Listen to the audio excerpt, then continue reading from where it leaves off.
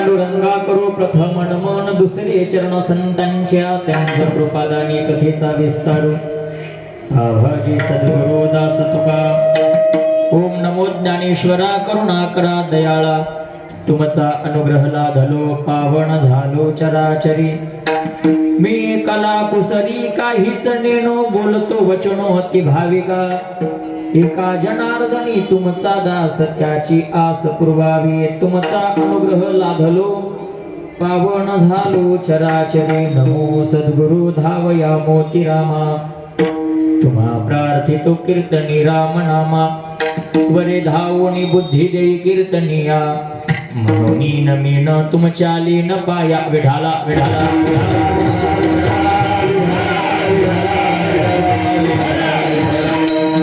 धन्य ते संसारी दयावंत जे अंतरी येथे उपकारासाठी आले घर ज्या वैकुंठिक प्रस्तुत प्राप्त प्रसंगी सेवेसाठी निवडलेला अभंग जगमान्य लोकमान्य तमाम वारकऱ्यांतो ध्येयस्थान वैराग्याचे मूर्तिमंत पुतळे देऊचे सुप्रसिद्ध साधू जगद्गुरु तुकोबाराय यांचा हा 4 चरणाचा संत प्रकरणातील अभंग असून जणू आजच्या अभंगातून तुकोबाराय ज्ञानोपारायांना धन्यता देतात विठाला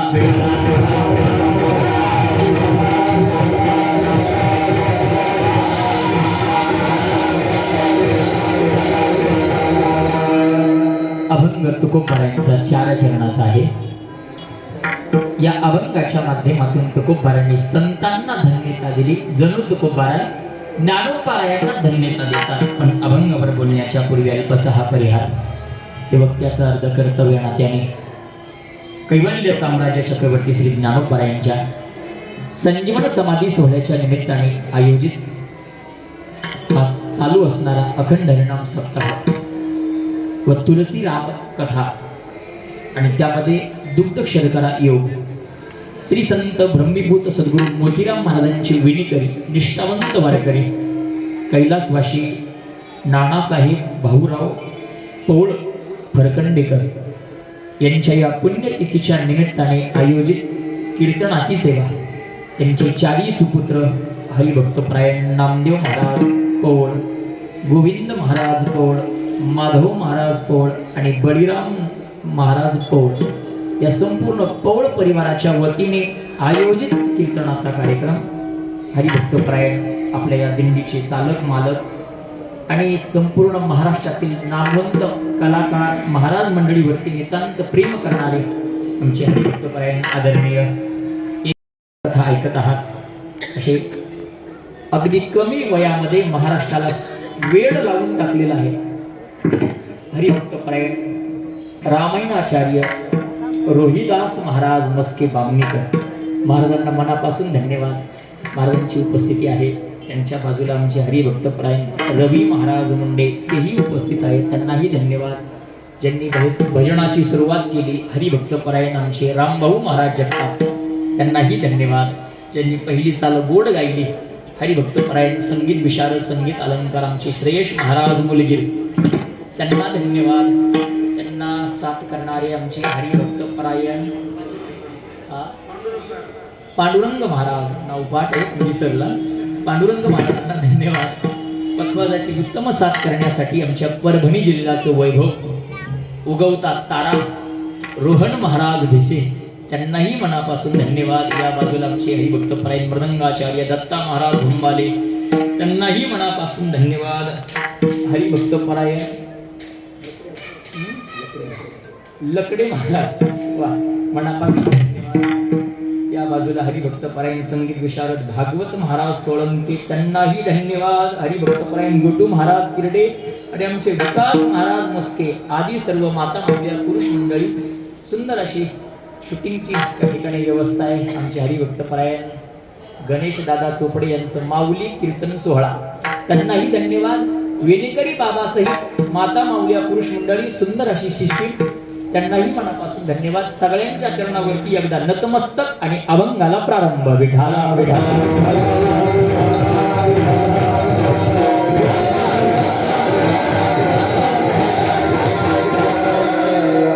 आजचं औचित्य फार गोड आहे। दोन पर्वकाळ एकत्र आहेत. एक कैवल्य साम्राज्य चक्रवर्ती ज्ञानोबांचा संजीवन समाधी सोहळा आणि दुसरं म्हणजे ब्रह्मीभूत सद्गुरू मोतीराम महाराजांचे निष्ठावंत विनेकरी कैलासवासी आमचे नानासाहेब महाराजांची पुण्यतिथी. एका महान पर्वकाळावरती त्यांनी आपला देह ठेवलाय. दशमी प्लस एकादशी अशा सुंदर पर्वकाळावरती त्यांनी देह ठेवला. खरं सांगू की असे पर्वकाळ त्याच माणसाला सापडतात ज्यांनी आयुष्यभर संप्रदायाची सेवा केली. विठाला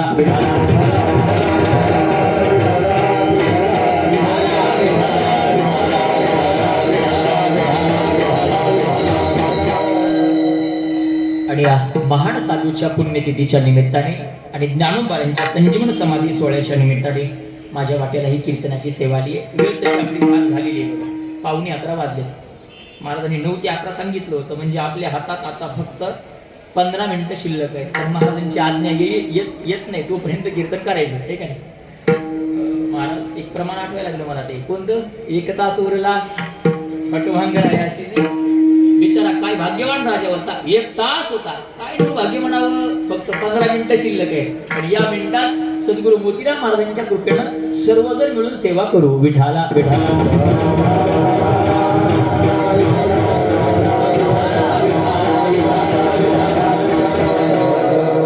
गोपाळ महाराज तुम्ही राहिले.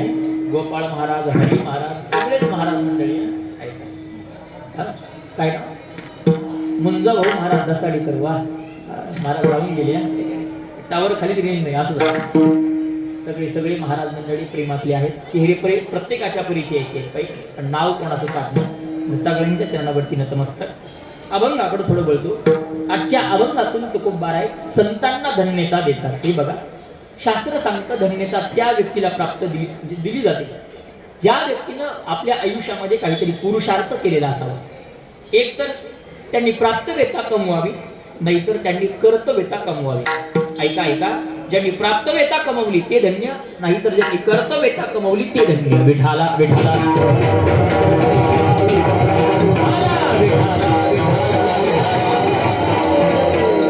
प्राप्तवेता म्हणजे काय अगोदर सांगून जातो. प्राप्तवेता म्हणजे जीवनामध्ये काहीतरी कमवणे आणि कर्तव्यता म्हणजे कमवलेलं समाजाच्या समोर वाटणे. प्राप्तवेता आणि कर्तव्यता 2 ठिकाणी पाहायला भेटते. एक व्यवहारात आणि एक परमार्थात. आपल्या भाषेत संसारातही प्राप्तवेता आहे आणि परमार्थातही प्राप्तवेता आहे. पहिली संसारातली सांगतो कारण तुम्ही सगळे संसारिक. संसारातली प्राप्तवेता माणसानं संसारात काहीतरी कमवावं. काय कमवावं. ज्याच्याशिवाय जीवनाला अर्थ नाही असा अर्थ कमवावा. बोलणं कळते का बघा. ज्याच्या जीवनात अर्थ नाही त्याच्या जीवनाला अर्थ नाही. पैसा माणसानं कमवावा. धर्मार्थ काम मोक्ष 4 पुरुषार्थापैकी एक पुरुषार्थ तो कमवलाच पाहिजे. का कमवला पाहिजे तर पैशाशिवाय लोक मान सन्मान करत नाही का. तुकोबार स्पष्ट सांगतात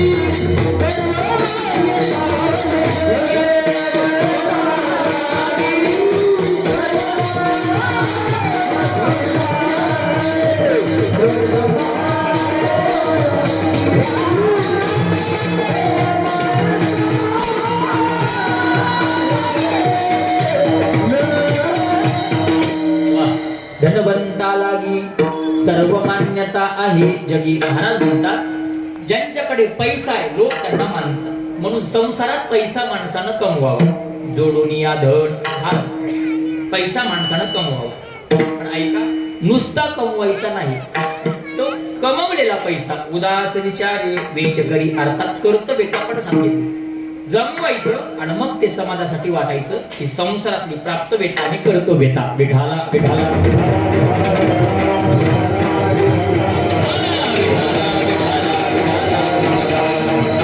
आता परमार्थातली प्राप्तवेता कर्तव्यता सांगतो.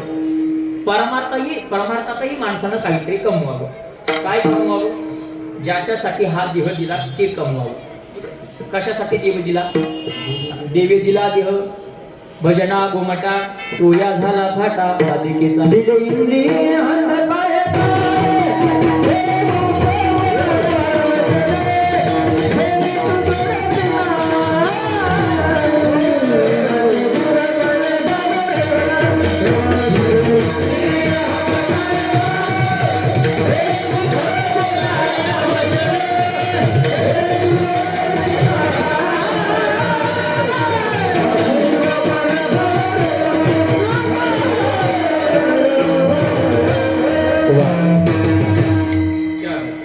जेणे तू जोडसी नारायण नासेची पण भवरोग.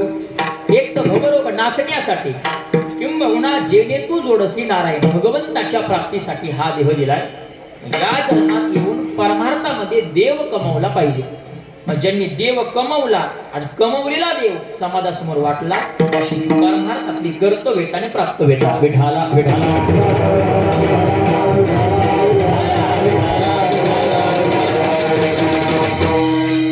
प्राप्त वेता कर्तव्यता आणि धन्यतेचा विचार करत असताना माझ्या पुढे 4 प्रकारचे वर्ग पडतात. पहिला वर्ग आहे काही लोक प्राप्तवेतेने धन्य आहेत पण कर्तव्यतेच्या बाबतीत मात्र शून्य. दुसरा वर्ग आहे काही प्राप्तवेतेने शून्य आहे पण कर्तव्यतेच्या बाबतीत मात्र धन्य आहे. तिसरा वर्ग प्राप्तवेतेनेही शून्य आणि कर्तव्यतेनेही शून्य. आणि चौथा वर्ग जो मला अभंगात घेऊन जाणार आहे तो मात्र प्राप्तवेतेनेही धन्य आहे आणि कर्तव्यतेनेही धन्य आहे. विठाला विठाला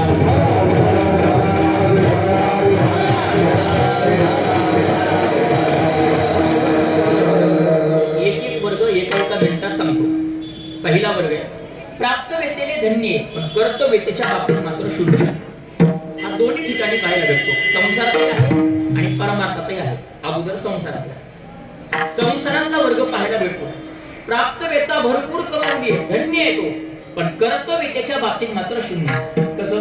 ऐका, आपण व्यवहारात म्हणतो ना हुआ फार पैसा यानं कमवला, फार श्रीमंत आहे, काही नव्हतं याच्या बापाकडं, वर्ग चांगलं निघालं, वागायला लागलं, शिकलं, नोकरी लागली, पैसा भरपूर कमवला, धन्य आहे ते पण मात्र कंजूस आहे. शब्द वापरून त्याला मक्की चूस. त्यांनी लोकांसाठी त्या पैशाचा उपयोग जाऊ नये.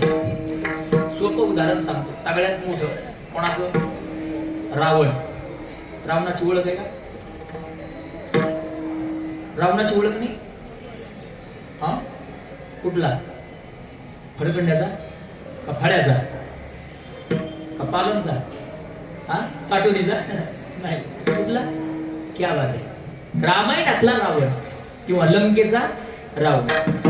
रावणाचं थोडं चित्र डोळ्यासमोर ठेवतो. रामायणाचार्य महाराज आहेतच आणि त्यांच्या समोर थोडं सांगण्याचा प्रयत्न करतो. रावणानं आपल्या आयुष्यात कमवलं महाराज, फार कमवलं. किती कमवलं माहितीये? रामायण सांगतं 1 नाही 2 नाही, रावणानं 7 बळ कमवली. विठाला विठाला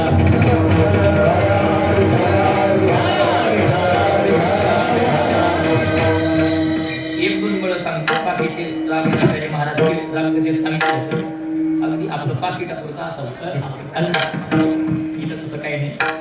2-3 बळ सांगून जातो महाराज. रावणाचं पहिलं बळ शारीरिक बळ. किती कमवलं असं सांगतात. तो जर कैलास पर्वतावर महादेवाच्या दर्शनासाठी गेला तर आपल्या उजव्या हातानं कैलास पर्वत हलवायचा. अचानक कैलास पर्वत हलायला लागला की गोपाळ महाराज महादेवाला कळायचं आमचं गिराईक आलं. कोणाचं सांगतो ये? पालक. कुणाचं? रावणाचं. आपलं नाही. आपल्याला 25 किलोचा तांदळाचा काटा उचलाय दोघाला गती. विठाला विठाला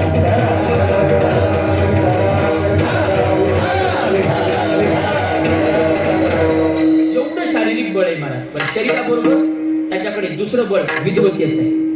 4 वेद 6 शास्त्र 18 पुराण ज्याला मुखोद्गत आहे त्याचं नाव रावण. विद्वतेचं बळ आहे. एवढंच नाही, कुटुंबाचं बळ सुद्धा कमवलं. किती कुटुंब आहे? पठ्या देवाच्या पुढे गेला. देवाला किती होत्या? 16,108 आणि पठ्याला 80,000 बायका होत्या. परिवार आहे का? 80,000 बायका, 1,00,000 मुलं आणि 1,25,00,000 नातू होते. उगाच साधं गणित. 1,00,000 मुलं म्हणजे सुना किती असतील? लकडी मारून सुना किमान 1 लाख, किमान 1 लाख. काय 1 लाख म्हणताय? त्याच्या बापाला 80,000 पोरग योग करील का? किमान 2 तरी 2 लाख सुना, 1 लाख मुलं, 1.25 लाख नातू आणि 80,000 बायका. बरं झालं ते आपल्या परभणी जिल्ह्यात नव्हतं. ते जर परभणी जिल्ह्यात असतं, अपक्ष म्हणून जरी थांबलं असतं तर घरच्या मतावर खासदार झाला असतं. विठाला विठाला.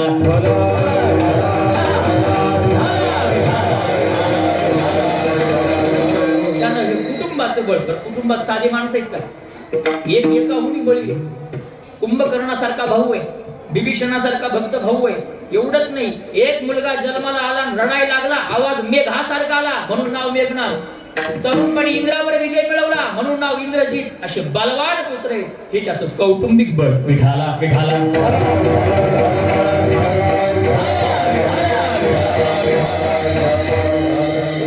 सत्ता नावाचं बळ त्यानं कमवलं. माफी मागून बोलतो, 33 कोटी देव ज्याच्या बंदीखाण्यात.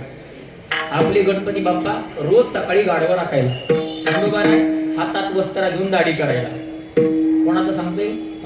तिथं मोलकरी म्हणून कोण होती माहिती? सटवी कामाला ठेवली होती. रोज एक बाळांकन, 80,000 बायका पठ्याला. 33 कोटी देव त्याच्या बंदीखाण्यात. ही त्याची सत्ता. एवढंच नाही महाराज, भक्ती नावाचं बळ कमवलं. भक्तही मोठा आहे. दिवसातले 7 तास पूजा करायचा आणि एकदा पूजेला बसला, मांडी मोडत नव्हता आणि रोज देवाला 1000 कमळ व्हायचा. एकदा घडलं असं 999 कमळ निघाले, 1 कमळ कमी पडलं. आजूबाजूला पाहिलं, कोणी दिसलं नाही. उठावं तर पूजा भंग पडते म्हणून बाजूला पडलेली तलवार उचलली, मानेवर ठेवली आणि शिर नावाचं कमळ देवाला कापून वाहिलं. एवढा भक्तिवान रावण. विठाला विठाला.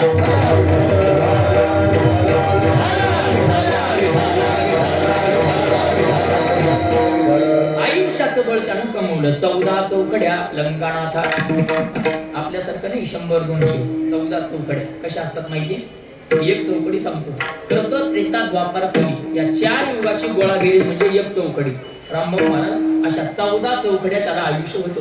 मी त्याच्या आयुष्याचं बळ. असे अनेक बळ सांगितले. त्यातलं 7वं बळ सांगतो, तो म्हणजे पैसा नावाचं बळ कमवलं. किती कमवलं? आजच्या कीर्तनातून चांदी, तांबे, लोखंड, पितळ हे सांगणार नाही. आजच्या कीर्तनातून फक्त सोनं सांगून जातो. रावणाकडे किती होतं? किती होतं? तुकोबारांचे शब्द आहेत. 7 कोटी घरे शुद्ध कांचनाची. 7 कोटी घरं रावणाकडे सोन्याची होती. कशाची? सोन्याची. गणित करता का? कोणी शिक्षक आहे गणिताचा? हा नाही, पण साधं डोकं लावून बघा. एक घराचा आपण माप काढूया. एका घराला 4 भिंती किमान. बोला, तुम्ही बोलत नाही का? सगळे माझ्याकडे पाहायला लागले. नेमकं बोलते काय? माझी भाषा कळत नाही. बोलणं कळते माझं. माना हलवान जरा. भुका लागल्या का? कीर्तन सोडायचे कसे राहा मला? काय कोणी बोलत नाही नेमकं. माझी भाषाच कळत नाही. मला बोललेले माणसं आवडतात. वाटलंच तर आता बोला, कीर्तन अर्ध करू. जेवण बोलत चला. मला तुमच्या चेहऱ्यावर प्रसन्नता दिसली की वक्त्याला बरं वाटतं. मला एक तर श्रोते विण वक्ता नाही. लक्षात ठेवा, वक्ता तो वक्ता नुये श्रोते. श्रोत्यांची प्रसन्नता वक्त्याला स्फूर्ती देऊन जात असते. लक्षात ठेवा, ठीक आहे. मला फक्त बोला. काय सांगू लागलो? म्हणा कीर्तन 4 भिंती. एका घराला 4 भिंती. बरं, एका भिंतीत 500 विटा. विकास महाराज 1 वीट 5 किलोची, किमान 5 किलोची. 10ची धरली असती पण मला 5चं बसलेले भेटत. आपलं आतले सांगून हे पण सांगितलं आता. 1 वीट 5 किलोची. 5 किलोची 1 वीट. अशा किती विटा? एका भिंतीला 500. एका भिंतीला 500, 5 किलोची. कशाची आहे ती? कशाची आहे? हे लक्षात ठेवा. सप्तशुद्ध काय? शुद्ध कांचनाची सप्तकोटी.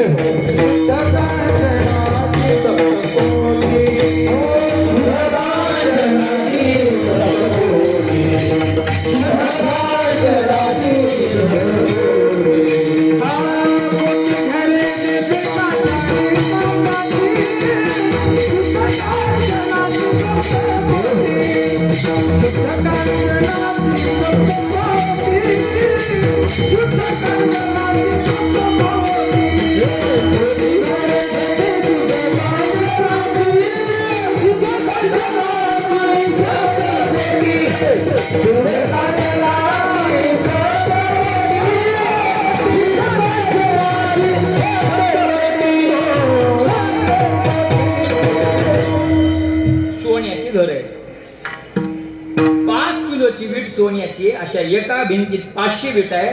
अशी एक भिंत 4 भिंती एका घराला आहेत. असे 7 कोटी घर आहेत. डोकं बंद पडतं एवढा रावण श्रीमंत. मला हे सांगायचंय, जगात सगळ्यात श्रीमंत रावण. एवढं रावणानं कमवलं, पण आता आहे का, आतापर्यंत रावण महाराज की जय असं कोणीच म्हटलं नाही. त्याचं कारणच आहे, तो प्राप्तवेतेने जरी धन्य असला तरी कर्तव्यतेच्या बाबतीत मात्र शून्य. विठाला विठाला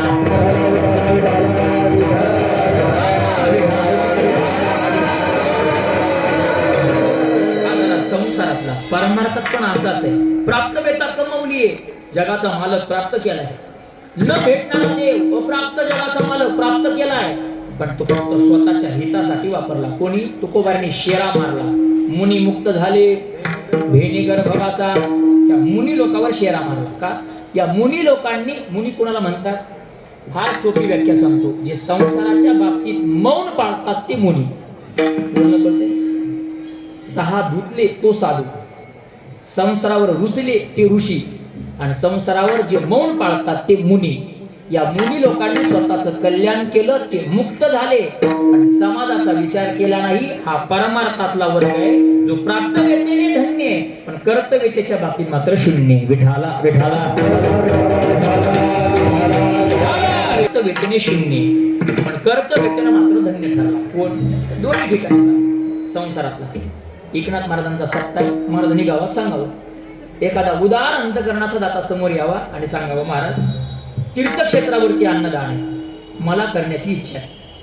केलंच पाहिजे. देवानं काही कमी केलंय का? अन्नदान केलं पाहिजे, पुण्य लागतं. कोण बोलतोय? दाता. एवढं मोठ्या मोठ्या गप्पा मारायला लागला, खिशात हात घातला, पण हाताला फक्त रुपयाच लागला. कारण 18वं दारिद्र्य घरी आहे आणि फार गरिबी आहे. काय सांगायचंय? देण्याची वृत्ती फार आहे, पण स्वतःजवळ काहीच नाहीये. हा संसारातला प्राप्तवेतेने शून्य, पण कर्तव्यतेच्या बाबतीत मात्र धन्य. परमार्थात पण आहे. थोडं माफी मागून बोलतो, पण लागण्याचा विषय आहे, पण माफी मागूनच बोलतो. या वर्गात आजचा कीर्तनकार बसतो, रोज समाजाच्या समोर येऊन वाटण्याचा प्रयत्न करताय, पण स्वतः किती कमवलं? पैसा नाही हा, स्वतः किती कमवलं हा विचाराचा विषय आहे. हा दुसरा वर्ग प्राप्तवेतेने शून्य, पण कर्तव्यतेच्या बाबतीत मात्र धन्य. विठाला विठाला. आणि तिसरा वर्ग दोन्ही गोष्टीनं शून्य, ज्यांनी कधी परमार्थ केला नाही आणि कोणाला करू दिला नाही. एखादं वारीला निघालं, कशाला चालला? आळ गर्दी असते, चुकशील वारीत. आळंदीत नाही चुकला तर सासवडच्या घाटात चुकशील, तिथं नाही चुकला 100% वाखरीला चुकशील, तिथंही नाही चुकला पंढरपुरात चुकशील, तिथंही नाही चुकला. चुकण्याचं सगळ्यात मोठं ठिकाण कोणतं? वाळवंटात चंद्रभागेच्या काठावर. अंगावरचे कपडे काढतो बाजूला ठेवतो. आपली माणसं इथं दिसतात म्हणून चंद्रभागेत घुसतं. आंघोळ करून आलं की माणसं गायब, अख्ख्या चटीवर चंद्रभागेत फिरतो. काय सांगायचं मला? परमार्थ करत नाहीत आणि करणाऱ्याला करू देत नाही. हा तिसरा वर्ग आहे. दोन्ही गोष्टीने शून्य, पण फार महत्वाचा मला चौथा वर्ग सांगायचा आहे, जो दोन्ही गोष्टीने धन्य आहे. अप्राप्त जगाचा मालक, जो कधी कोणाच्या स्वप्नातही जात नाही, तो यांनी प्राप्त केला. खरे ना? देवना भेटत. काही हाताचे नख वाढवले, काही डोक्यावरचे केस वाढवले, काही अंगाला राख रांगोळी लावली आणि हिमालयासारख्या पर्वतात जाऊन भगवंताचे ध्यान धारणा केली, पण अजून त्यांच्या स्वप्नात गेला नाही. खरं सांगू, विचार टाळता येणार. 2-2 किलोचे टवळ छोटा कावळ आणले, पण अजून स्वप्नात यांना विचारा. या रोहट महाराज दत्ता महाराजांनी आतापर्यंत 5-6 पकवाजी अजून तुमच्या स्वप्नात त्यांचं सोडा. आम्ही कंबर बांधून आमची कंबर अशी बारकी झाली, पण अजून माझ्या तरी स्वप्नात नाही. अर्थात अप्राप्त जगाचा मालक कधी कोणाला भेटत नाही, पण या साधू संतांनी भक्तीच्या जोरावरती देवाची प्राप्ती केली ते प्राप्त व्यक्तीने धन्य. पण पुढे ऐका, प्राप्त असलेला देव स्वतःजवळ नाही ठेवला, तो समाजामध्ये वाटण्यासाठी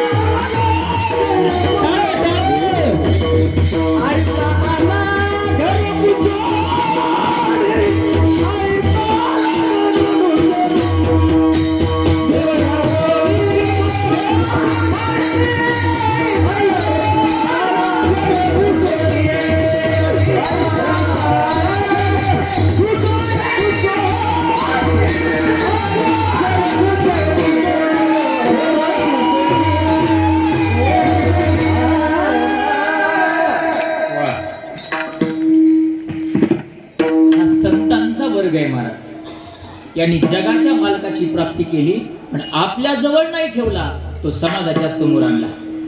नुसता आणला नाही, प्रत्येकाच्या दारात आले आणि म्हणायला लागले, देव घ्या कोणी, देव घ्या कोणी, आयता आला घर पुसोणी. महाराज म्हणतात, तुमच्या दारावर साधू संतांनी देव आणला.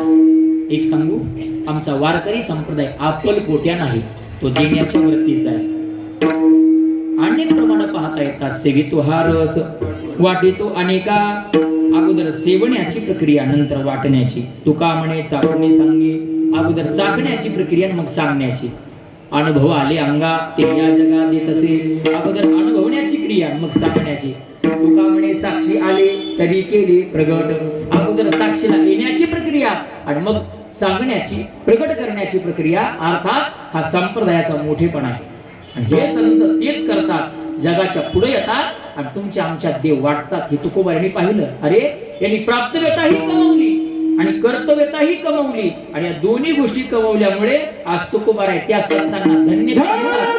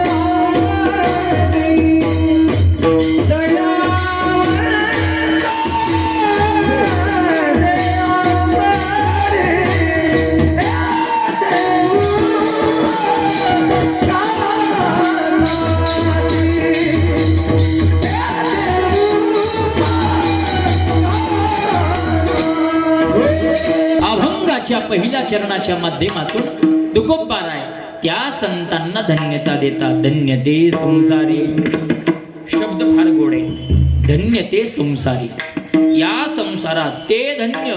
मग कोण धन्य? अख्खा अभंग बघा. दयावंत जे अंतरी ते धन्य. आले घर ज्या वैकुंठी, वैकुंठातून आले ते धन्य. कशासाठी? येथे उपकारासाठी ते धन्य. कसे असतात? लटिके वचन नाही ते धन्य. देही उदासीन ते धन्य. मधुरावाणी ओटी ते धन्य. आणि तुका म्हणे वाव मोठी ते धन्य. विठोबा रघुमाई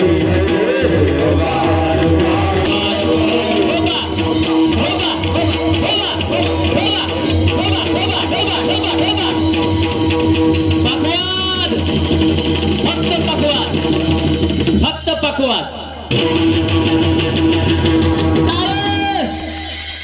टाळ्या टाळ्या जोरदार. पकवाद, टाळ्या. हा होबा होबा होबा होबा.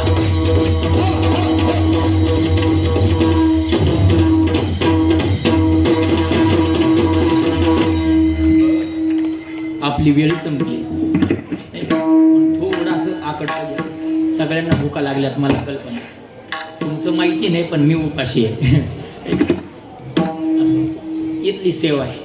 इथं पेरायचं, गावाकडं उगवतं. माझं बोलणं कळलं? इथं पेरायचं, इथं 2-3 तास नाही, इथं फक्त 10-15 मिनिटं. कालचा बुवा बरा बोलवा गावाकडं.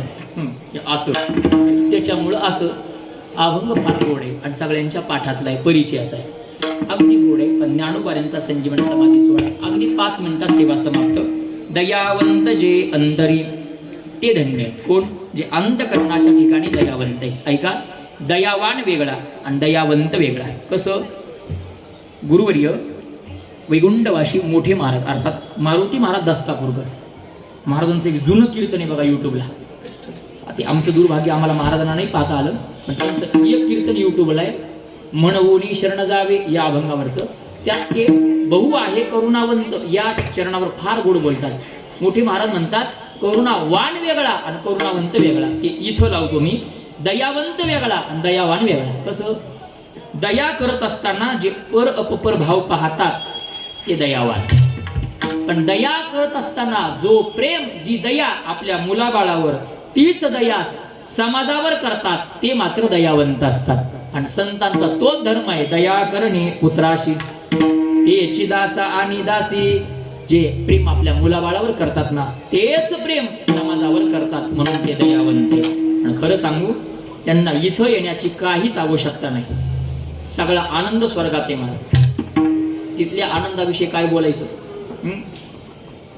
ज्ञानोबा तर सांगतात तिथं कशाचीच कमतरता नाही. जेत अमरत्व हेचे सिंहासन, ऐरावता सारिके वहाण, राजधानी भुवन अमरावती.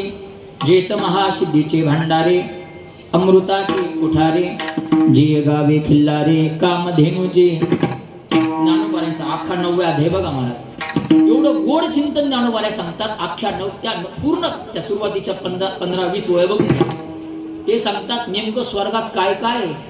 त्यांनी सांगितलं तिथं अमरत्व आहे, ऐरावतासारखे वाहन आहे, अमरावती आपली नाही बघा, अमरावती सारख्या राजधानी आहे, महासिद्धीचे भांडार आहेत, कामधेनूच्या गायी आहेत, चिंतामणीच्या सडका आहेत, आणि अमृत प्यायला आहे आणि बघायला अप्सरा आहेत. आपल्या नाही, आपली बघती बेताडा चलती दरवाजा.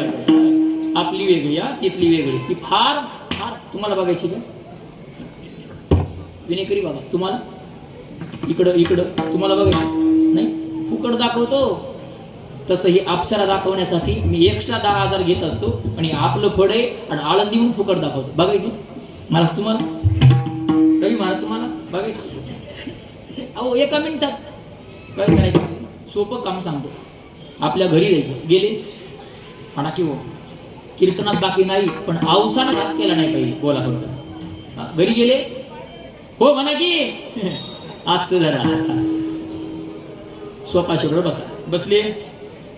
बसले असं हातात रिमोट घ्या, घेतला, टीव्ही लावा, लावली, एक चॅनल लावा. कोणतं? क्या बात आहे, जी कागीत नावाचं चॅनल लावा. आश्चर्य होते वाटतं. विठाला विठाला विठाला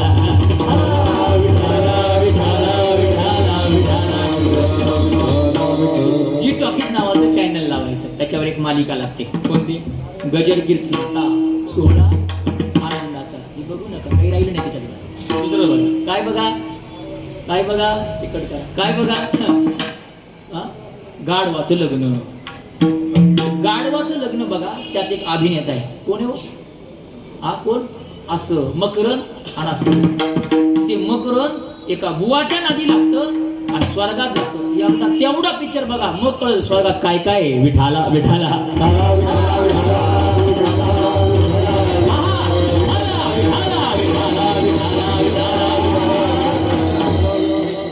मला काय सांगायचं, स्वर्गात एवढा आनंद आहे. जे ज्ञानोबांनी सांगितला, जे अमरत्व हेची सिंहासन इथपासून महासिद्धीचे भांडारे इथपर्यंत हा सगळा आनंद स्वर्गात आहे. तरी इथं येतात. काय गरज असेल? बरं, इथं येण्यासाठी 3 कारणं लागतात. कर्म, वासना, पाप पुण्य. प्रमाण देणार नाही, पाठ सर्वांना नाही. पाप पुण्य करून जन्मा येतो प्राणी 1. केले कर्म झाले त्याची भोगा आले 2 आणि जन्म घेणे लागे वासनेच्या संगे 3 कारणामुळे माणसाला यावं लागतं. पण संतांना यातलं काहीच नाही. कसं? पाप पुण्य नाही त्यांना. तुका म्हणे आम्ही झालो अग्निरूप, लागून येते पाप पुण्य अंगा. पाप पुण्य संतांना लागत नाही. इथं फार गोडगमक आहे. महाराज बसले म्हणून सांगून जातो ऐका. संतांना पाप पुण्य लागत नाही आणि ह्या सृष्टीचा नियम आहे. इथं केलं की भोगावं लागतं. मग संतांना पाप पुण्य लागत नाही, तर मग संतांचं पाप पुण्य जातं कुठं? फार गोडे चिंतनाचा विषय आहे का. संत पाप करत नाहीत, पण न कळत त्यांच्या हातून झालेलं पाप जातं कुठं? आणि संताकडून पुण्य होतं, पण संत म्हणतात पुण्य आम्हाला लागत नाही. मग संतांचं पुण्य जातं कुठं? त्याचं चिंतन असं आहे बघा. माझ्या बुद्धीचं आहे, वाटलं तर बघा. मला असं वाटतं संतांकडून पाप होत नाही, संतांकडून पुण्य होतं, पण ते लागत नाही असं म्हणतात. मग जातो कुठं? तर सोपं सांगतो. संतांनी पुण्य केलं की ते संतांना न लागतात, त्यांना लागतं. कुणाला? जे संतांचं नाव घेतात त्यांना पुण्यवंत व्हावे. घेता सज्जनाची नावे, जे त्यांचं नाव घेतात ते त्यांचं पुण्य यांना लागतं. पाप तसंच. कसं? सकाळी सकाळी काकड्यात एकनाथ महाराज सांगतात बघा. काय सांगतात भागवत महाराज? साधू संताची निंदा केली, हरी भक्ताची स्तुती नाही केली, हरी भक्ताची स्तुती नाही केली, देवाच्या प्रभू झाले, देवाच्या प्रभू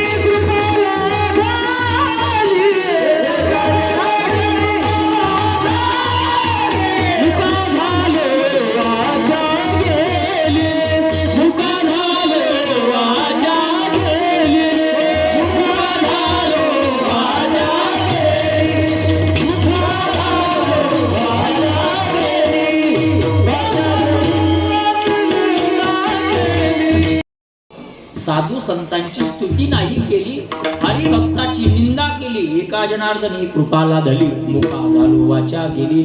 अर्थात संतांनी केलेलं पाप संतांना लागत नाही, तर जे संतांची निंदा करतात त्यांना लागतं. माझा विषय असा आहे, संतांना पाप पुण्य नाही, संतांना वासनाही नाही, कर्मही नाही. कर्म धर्म त्यांचा त्यांची वासना आणि कर्म देव असल्यामुळे कर्मही शिल्लक राहत नाही, वासनाही नाही आणि पाप पुण्यही नाही. मग जन्माला येतातच का? तर महाराज म्हणतात येथे उपकारासाठी आले घरच्या वैकुंठी. फक्त उपकार करण्यासाठी येतात महाराज. माणसाचा स्वभाव आहे उपकार्यावर उपकार करणं, नाही का? आमचे रोहिदास महाराज सांगत असतात बघा. एखाद्या तंबाखू खाणाऱ्याने चुनावाल्याला तंबाखू देणे, त्याच्याकडून चुना घेणे, असंच ना. उपकार्यावर उपकार करणे, याने त्याला तंबाखू देणे, त्याने याला चुना देणे. तसं आपलं कामच आहे चुना लावणे. असू द्या आता, आहे का नाही? हा उपकार्यावर उपकार. पण संत असं नाही महाराज. जगाच्या पाठीवर एकमेव असा वर्ग आहे जो आपकार्यावर सुद्धा उपकार करतो. थोडं 8व्या माऊलीचं जीवन महाराज. काही त्रास दिला, जिवंतपणी देहांत प्राशिताची शिक्षा ज्ञानोबांच्या आई वडिलांनी या समाजाने दिली. खरं सांगू, वारकरी संप्रदायाचा पाया ज्ञानोबांनी घातला. कळसाच्या ठिकाणी तुकोबार आहे, त्याचा विस्तार नामदेव महाराज आहे, खांबाच्या ठिकाणी एकनाथ महाराज आहे, आणि ध्वजाच्या स्वरूपात बहिणाबाई आहे. अशी संत कृपारूपी इमारत उभी आहे. पण ऐका, पाया जरी ज्ञानोबाराय असले तर पाया रचण्याच्या अगोदर 2 बळी द्यावे लागले. त्याचं नाव विठ्ठलपंत आणि रुक्मिणी आई साहेब. दोघांना मरावं लागलं महाराज. एवढंच नाही, तरी समाजाने वाडीत टाकलं आणि अन्न सुद्धा मिळू दिलं नाही. त्यांना संन्यासाची पोरं म्हणून हिणवायला लागली. एवढा त्रास या समाजाने ज्ञानोबांना दिला. अजून सांगू, फार टोकाचा त्रास ज्ञानोबांना दिला. अर्थात अपकार, त्यांच्यावरती अपकार केला. पण पुढे ऐका, ज्या दिवशी ज्ञानोबारायांनी वयाच्या 16व्या वर्षी भावार्थ दीपिका अर्थात ज्ञानेश्वरी सारखा महान ग्रंथ निर्माण केला आणि आपले गुरुदेव निवर्तीनाथ महाराजांच्या समोर ठेवला, त्यावेळी डोळ्यात पाणी आलं आणि महाराज म्हणायला लागले, ज्ञाना, अरे एवढा मोठा झाला, जगाच्या पाठीवर असा ग्रंथ पुन्हा नाही. ती माये ज्ञानेश्वरी सांगितलं, नामामध्ये ग्रंथश्रेष्ठ ज्ञानदेवी, एवढा मोठा ग्रंथ तुम्ही निर्माण केला. आज मी तुमच्यावरती प्रसन्न आहे. काय मागायचं ते मागा. त्यावेळेस ज्ञानोबारांनी सहज जरी आठवण केली असती की दादा, आपल्या आई वडिलांना ज्यांनी त्रास दिला त्यांच्याकडे बघा. मला नाही वाटत की निवर्तीनाथ महाराजांनी त्यांच्याकडे बघितलं असतं तर त्यांचं चांगलं झालं असतं. नाही, घरासहित जळून गेले असते. पण ज्ञानोबाराय तेवढा अपकार पोटात घालतात आणि आपल्या निवर्तीनाथाच्या समोर, आपल्या गुरुवर्यांच्या समोर एकच मागतात. काय? ज्ञानेश्वरीच्या शेवटी 6, 7, 9 ओळ्या ज्या आल्या ना, पासायदानाच्या माध्यमातून एकदा वाचा. जे खळांची व्यंकटी सांडो किंबहुना दुरितांचे तिमिर जाऊ. काय ज्ञानोबारायांचं मागणं आहे? ज्ञानोबाराय बोलतात, दादा, ज्यांनी आपल्याला त्रास दिला त्या खळ लोकांचा खळपणा जावो, याला म्हणतात अपकार्यावर उपकार. विठाला विठाला.